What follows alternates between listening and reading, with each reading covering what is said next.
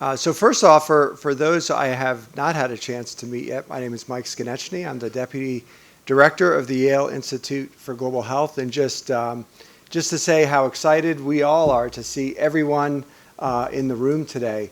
One of the things, as I think Michael mentioned in his opening, given kind of the unprecedented and very unsettled time we are in, we were very keenly interested in having sessions that would speak to the moment that we're in the kind of the landscape we're in, and get a firsthand understanding of what's happening down in Washington. So really excited to have our colleagues from ASPPH here today. We'll be hearing from Dr. Magana after lunch, so really looking forward to that. But next up will be Tim Leshan, who is the Chief External Relations and Advocacy Officer at ASPPH. Tim's here to give us a sense of the landscape down in Washington, and also to kind of have a conversation with us about how we as a community can engage. I've gotten to know Tim now over the past 3 years. 3 years. I sit on the advocacy committee for the ASPPH, and just to say that ASPPH does a fantastic job in terms of representing academic public health in Washington, D.C., strategically in what they do on a day-to-day basis. They are the ones kind of boots on the ground, engaging with the administration, engaging with Congress, and it's been a real pleasure to work with them over the past 3 years. One of the things that I think we're most proud of from a global health perspective is they have taken a real preeminent role in advocating for global health, specifically for things like the Fogarty International Center. USAID has been an important priority for them over the past few years. So you know, I feel really confident when I talk to Tim and his team in what they're doing in Washington and what ASPPH is doing more broadly. Just to give you a little sense of Tim's background across academia, but also in government and in advocacy organizations. He was the Vice Provost for Research and Government Affairs and Strategic Partnerships just up the road at Northeastern University. He was at Brown University for a number of years as Director of Government Relations and Community Affairs. He also spent time at the NIH. So he has a real intimate knowledge of the National Institutes of Health. He was the branch chief and senior policy analyst in the Policy and Program Analysis branch of the National Human Genome Research Institute at NIH. And he also spent time as an advocate, as the director of public policy for the American Society for Cell Biology. So just brings a real breadth and depth of experience to his advocacy work. So Tim, it's a real pleasure to have you with us today.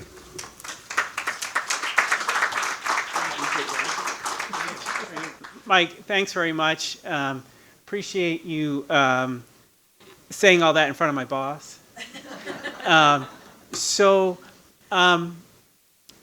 Yeah, I feel like after hearing all of what we heard today that I'm a very Washington-focused person. But I was reflecting on the first time I came to Yale. I just can't help but tell this story. A friend of mine was applying to Yale. Knew I wasn't going to get into Yale, but we came to Yale, and it was the night where they were deciding which people got into which singing clubs. And so everybody was out on the quad, and there were tons of different kinds of students. And then we spent the whole night staying up arguing about politics with students at Yale. And I was like, oh, I wish I could get in here. It was such an exciting night that I always remember that.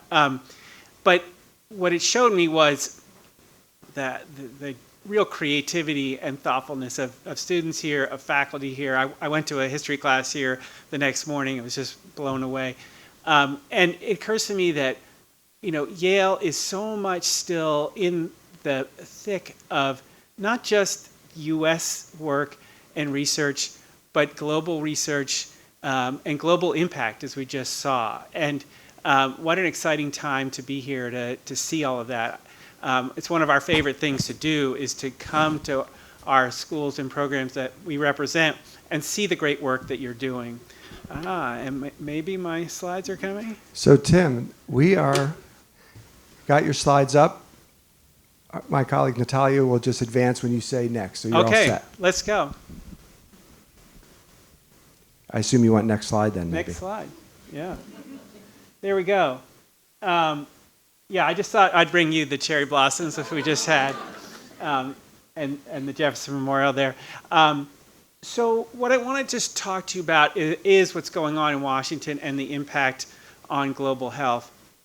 And I really believe that we have to think creatively. And one of the aha moments that I had this morning was, okay, and we're going to talk about some of the difficulties, right? But is this an opportunity, actually, to think differently about, unfortunately, about funding? There's a great line in a Seinfeld episode where George says, "Is it about money?" And this guy says, "Yeah, it's about money," right? And so much of my job is about trying to make sure we advocate for the funding that you all need to do that work, but we're also very challenged about that right now.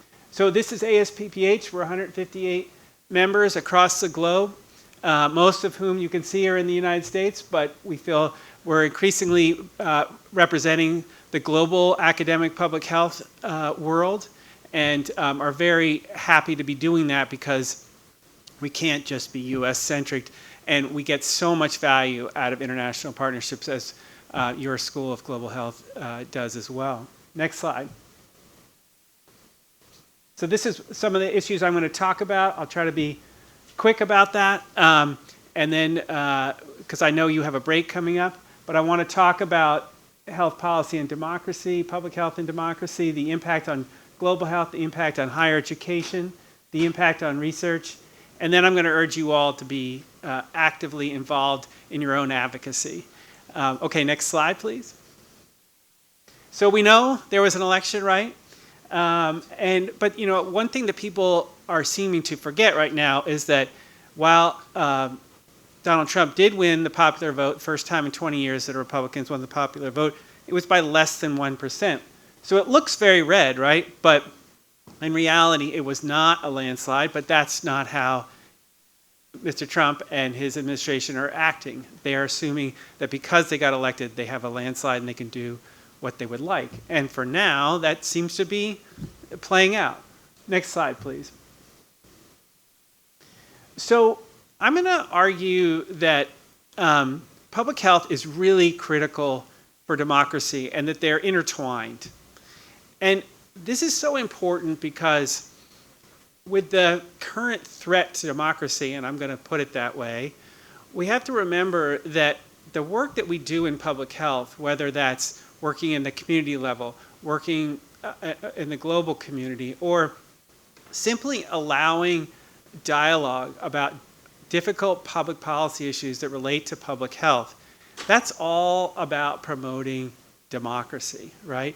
And while Laura and I have been to Cuba and seen a very good public health program in Cuba, which is not a democracy, that's rare. Mostly, and it's been studied, that democracy promotes public health. And that's because we all have to think about one another and making sure that we're all healthy if we, as a nation, right? And if we're not healthy, it's very hard to have a democracy. So they're really intertwined, and I think it's just very important for us to remember how public health can impact our public policy as well. And one of the things that we did do before the election was this Voting is Public Health initiative, really trying to get people to think about public health as they went into the voting booth. And I'm sure about half the country did. But we really think it's really important to have our students, our faculty, our administrators all involved in democracy. Next slide, please. But elections matter, right? And so as Mike was saying, I'm getting old now, so I have a long career now working in Washington on behalf of biomedical research and higher education. And this is the most striking change I've ever seen by far. And I know colleagues who are older than me who would say the same. This is just unprecedented, right? And it impacts the funding for all the programs you just heard about, right? A lot of them get USAID funding. And what are we seeing? We're literally seeing them take the name off the building, which is just shocking. And so the State Department has subsumed USAID and really tried to dismantle the whole agency. There have been some court cases to try to bring back the staff that were cut, but just recently the Supreme Court is enabling the administration to cut probationary people at the USAID and elsewhere. And so this is unheard of. I had a very good, or I wouldn't say good, but interesting conversation with a fellow named Craig Higgins, who might remember from the Appropriations Committee, the committee that funds the USAID. And I said, how can they do this? You all appropriated the money. You wrote the bill. This young, well, I wouldn't say he's young anymore, but he was been my colleague for a long time. He said, yes, we wrote the legislation. We gave them the money to do this. This is not, and he's a Republican, and this is not what we expected to have happen. This is not what normally happens. But he said if they spend the money in some other way, there's not much Congress can do. So it's really seeing the power of someone taking advantage of the executive in a new way. And the framers knew this was possible. The framers of the Constitution knew this was possible. They set up the three branches of government on purpose in order to check each other, right? And they were worried about someone coming in who could take advantage and try to make one branch stronger than the other. And right now, that's being challenged. And I'm not speaking partisanly. I'm just saying that's the reality. So, next slide, please. So right out of the gate, as was mentioned earlier, they went after international issues, right? And they went after things like global health. And in his inaugural address, the president talked about tightening the border, regulations on the border, and public health issues, emphasizing chronic disease versus prevention, looking ahead at significant challenges related to immigration, healthcare, funding agencies. All of these things were put out there right from the get-go. Next slide, please.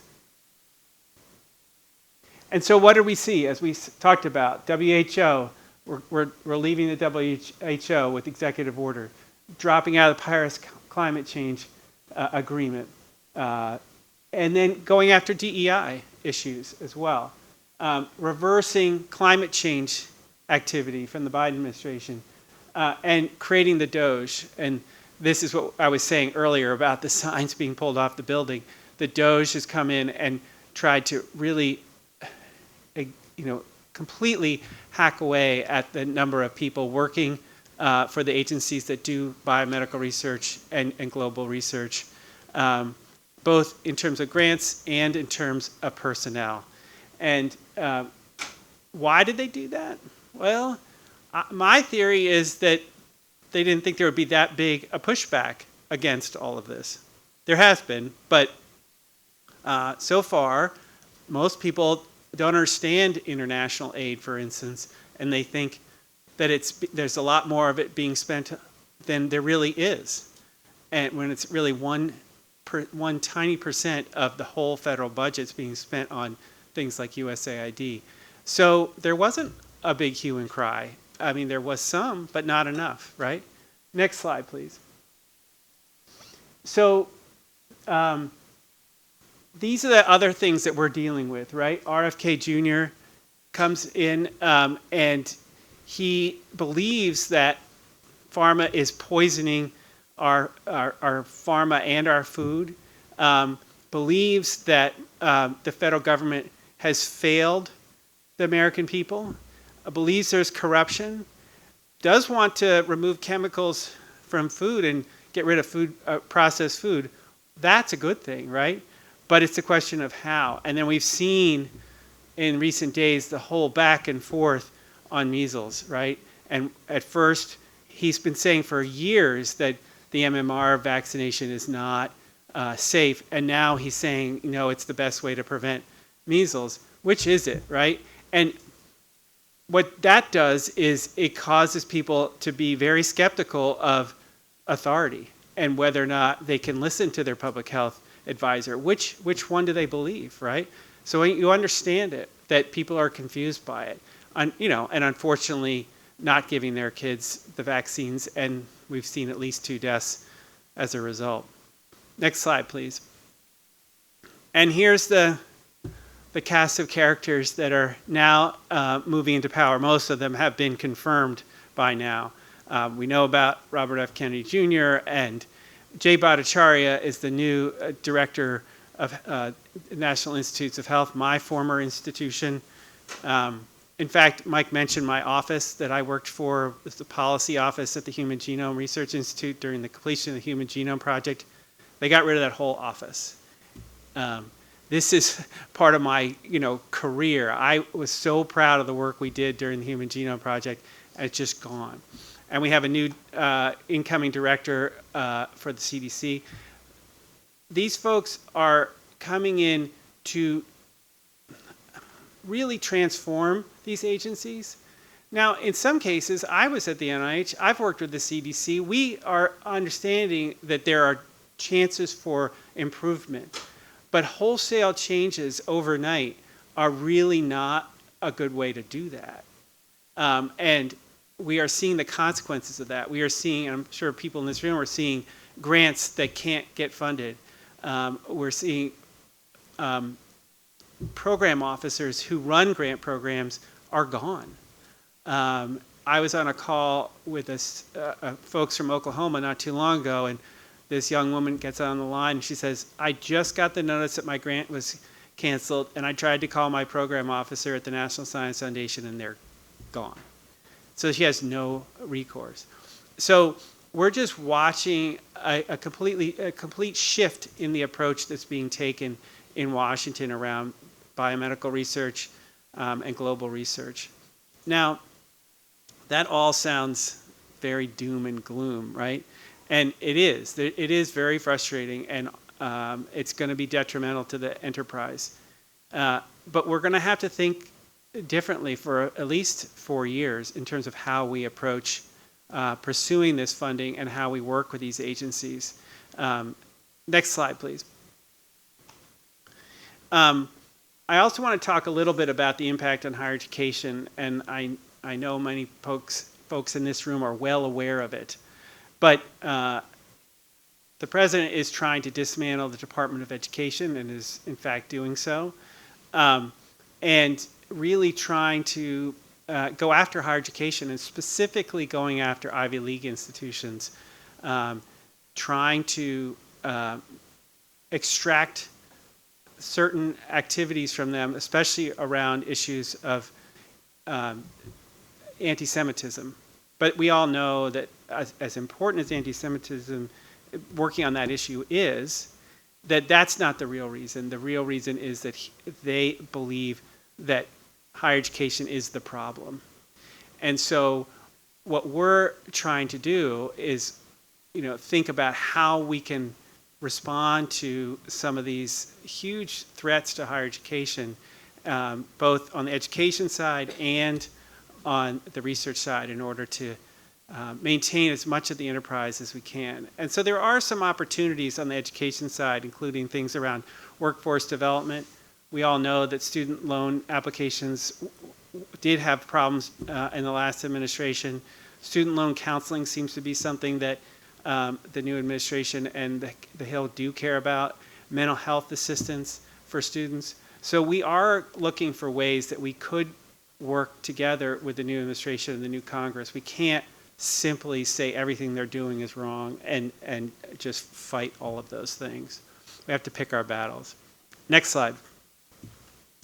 So the impact on the funding agencies, there is really an anti-science approach, as I was saying earlier, and there's a effort to really reorganize the CDC, the NIH, and other agencies CDC, they want to make it much more narrow, just focus on infectious disease, and they want the NIH to do a lot more on chronic disease. And we really have a shift going on there that when it comes to public health, we really do care about chronic disease as much as we care about infectious disease. Infectious diseases have been in the news, of course, and have been awful, especially when you think of COVID. But we have to think about chronic disease and the impact that that's having too. So we have to be able to shift in order to do that. And there is going to be a whole effort around investigations around corruption in their mind, which is going to slow down the process as well. One of the biggest problems right now is very few of the advisory committees to the 27 institutes and centers at the NIH aren't meeting. Some of them are, but most of them are not. And those are the committees that decide which grants go forward. So we're really seeing a major slowdown. That doesn't mean it's going to be forever, but there's usually some slowdown in a new administration, but this is unprecedented.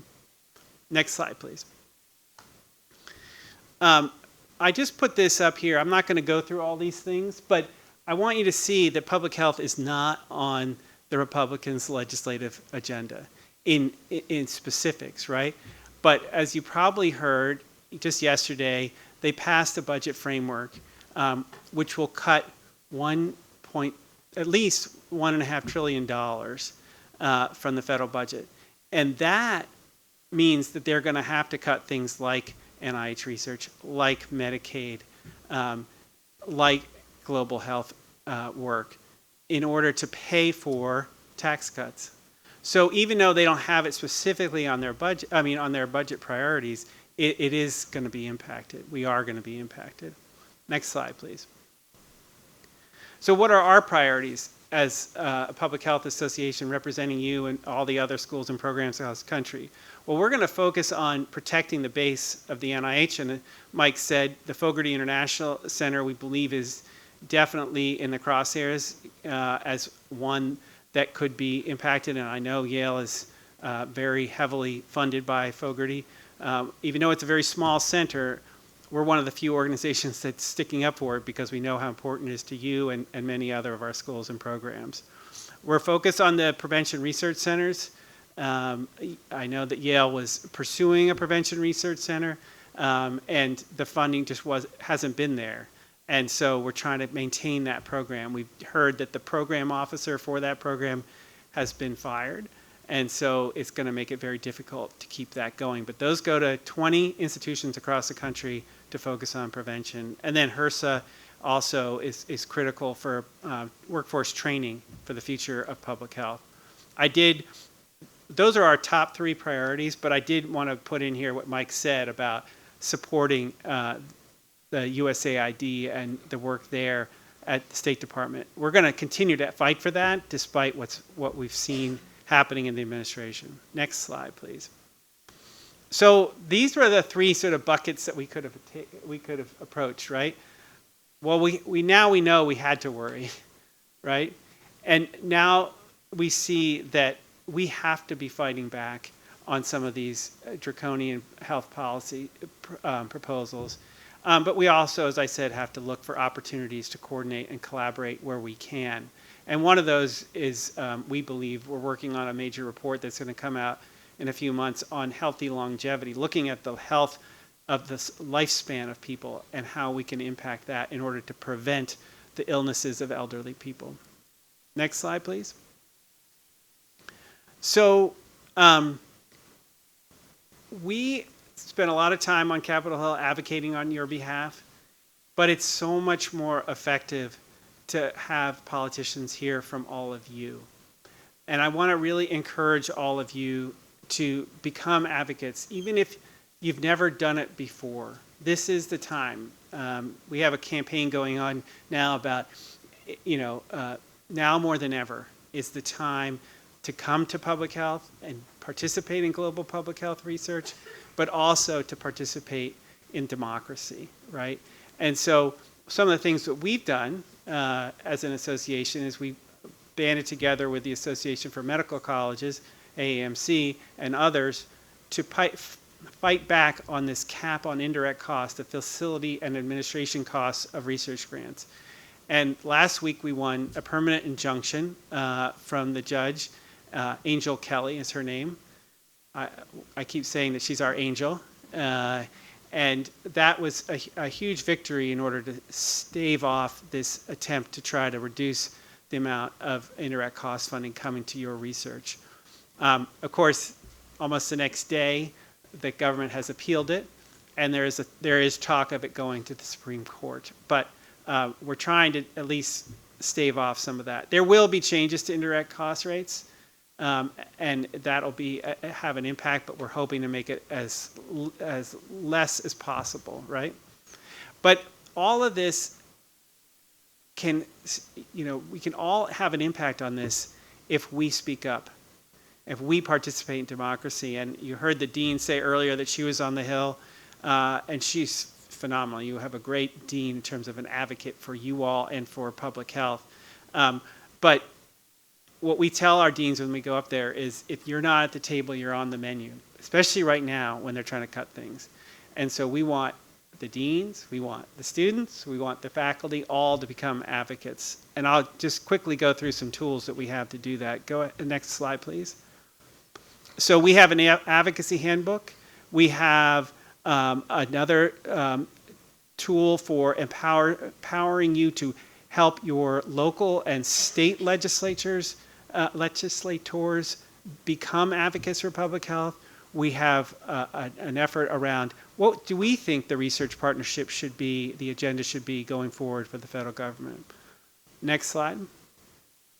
We've also created a messaging guide. This gives you the tools and the messages that you might need in order to talk to and advocate about public health.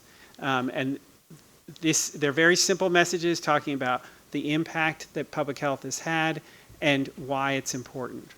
Next slide. So I put up our QR code to our website right here, and you can find all of those resources on our website. And we really want to try to make it as easy as possible for people to get involved, because we're concerned, as I said. But I think it's also a moment, an opportunity for everyone to get involved, to try to push back on some bad policies and try to figure out ways to work with the new administration, the new Congress, in order to continue the great work that's going on here and across the nation, across the globe. And I'm more than happy to answer any questions. Thanks very much.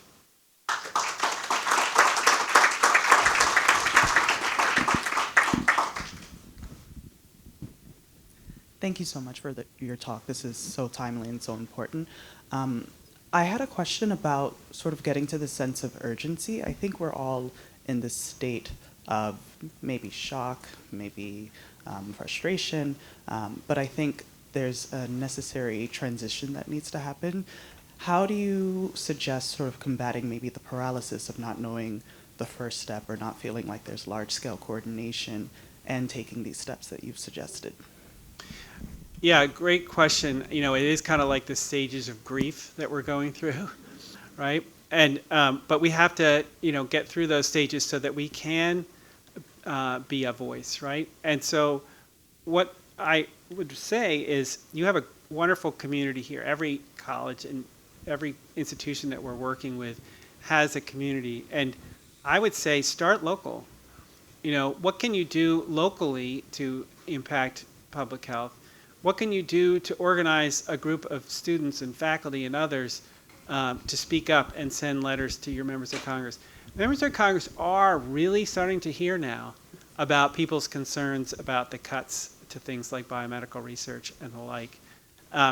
And it's starting to have an impact. It's not as much as maybe some of us would like, but you definitely see members of Congress saying, oh, wait a minute.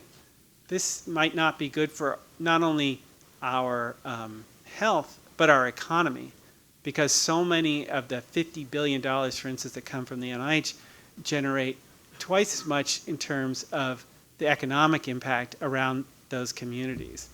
So really trying to think about what are the arguments that elected officials locally, at the state level and at the federal level can hear, but working together in a community to do that. Because it is hard to just do it on your own. I get that. Hi, I don't have a question, but a statement. Vivian, thank you so much for your presentation. I am part of the advocacy fellowship with the Fund for Global Health, and this is essentially what we do, is we are working with congressional leaders. And yesterday I had the opportunity to speak with Cole, who's a senior advisor for Senator Murphy, and we were just talking about what are some of the things that we can do. So I'd love to share. I'm actually sharing a little bit about what I'm doing this afternoon with a lightning talk. So happy to get anyone engaged who is interested. But thank you again. That's fantastic. I'm really glad to hear that. And let us know if we can be helpful, and please use our tools if they're helpful. Yeah. Thanks so much for all the boots on the ground work that you're doing. And my question relates to policy analysis and messaging. Oh, yes. Because too often we're driven by the headlines, which are fundamentally inaccurate. And the example of the SCOTUS decision, the Supreme Court decision on rehiring of the probationary workers at USAID was only an emergency order, which did not go to the merits. The merits still stand and still will be adjudicated. And so I think a lot of what's happening now is the headlines are driving us into mania, when if we take a deep breath and start looking at the rule of law principles, we can better track what we need to do. So within your organization, with your messaging, are you taking that next level of explanation so people can see where the real battles are and what's smoke and mirrors? Yeah, you raise a really good point, because people do jump to the headlines, and we're all guilty of it because we have our phones and we're just scrolling through, right? I wish I had a perfect answer for you, but the one that comes to mind is that we have a regular weekly policy and advocacy newsletter that comes out from ASPPH, where we do try to go beyond the headlines and really try to explain what's going on in terms of some of these rulings, in terms of the legislation that is being considered, and the executive orders that we're seeing, and the legal cases. So that's our contribution to trying to get beyond those headlines. And anybody can sign up for that. You can go to our website. Any others? I guess picking up on that, I think Luke had mentioned this conversation a few weeks ago, how bad we have done over the last 10, 20 years on relaying to the general population the importance of what we do in higher education and what we do in public health. Just in the last couple of weeks, I've had conversation with somebody extremely educated outside of academia, wondering why $700 million is being given to Columbia to keep them afloat. So was not understanding what the purpose of that $700 million was. Talked to somebody else about, the pushback from RFK on certain things is bad, but getting dyes out of food is going to be a good thing. So take the good with the bad. So just the inability for us to be able to relate to the general population, not just we have to work with the congressional folks and leadership to make those big changes, but to kind of get a groundswell at the grassroots side. I just don't know how we do that, but I think it's going to be a 10-year battle, a 20-year battle that we have to kind of educate the populace about the value of what we do, both in higher education but also public health. Yeah, I totally agree. We've kind of lost the narrative here, right? And it's one of the things that ASPPH is really thinking about. How can we have some impact on bringing back that narrative to the positive side of academic public health, in the streets? And what we think is going to be most effective, it's not the only thing, but is storytelling. And really trying to not only say that, getting a vaccine is good for you, but what does it actually mean for that kid who maybe is immune deficient and needs to get that vaccination, and talking about the story of that child and the impact that the research has had that benefits that child, or the intervention is going to have for that child. It won't, I'm just using vaccines off the top of my head, but we really think people need to better understand or hear the story of what is the impact of public health. And I'll just share one brief story that I just saw in person, and that was out at San Diego State University. They work on with communities right on the border of Mexico, right across from Tijuana. And you know, San Diego is literally the most expensive place to live in the country. So there's a ton of wealth, and we all think of San Diego as this beautiful, gorgeous place with beaches, right? But a few years ago, there was a hurricane, and it knocked out the sewage treatment plant. And what did that do? The sewage went into the river and into the ocean right there, shut down the beaches in the community right near Tijuana. And whenever it rains now, it floods, and there is sewage in the streets. And kids are going to school walking through that water, and they're breathing that air. And San Diego State University finally did the work to determine that the cause of people getting so sick and not being able to go to the beach was obviously from the lack of a sewage treatment plant. But until they did that research and showed that impact, you know, scientifically, that there was a 90% correlation between the lack of sewage treatment and the sickness that was happening in that community, nothing happened. But that got on the news. And then the state and the federal government and the local government were like, oh, yeah, oh, shit, we have a problem.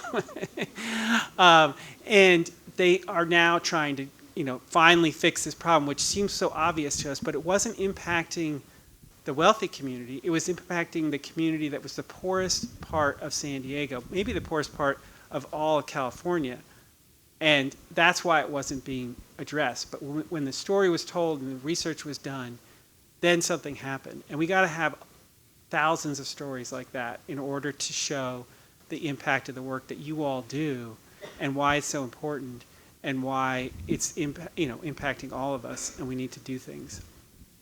So thanks. Yeah. Along those lines, Yes. I've been told by leaders here at Yale, leaders and colleagues at NIH, that a good way to do that, to communicate with the public, is by us as individuals working in science and public health and medicine to write op-eds, to try to explain the work that we do and why it's important to the everyday person in the U.S. And I'm not sure what you think about op-eds as a vehicle for that kind of communication, and certainly not op-eds in the New York Times, but op-eds, across the country. In the Columbus Dispatch or something, right? Right. So I do. I mean, I of course, and we work to try to do that too at ASPPH, to try to do op-eds, but frankly, that's old media.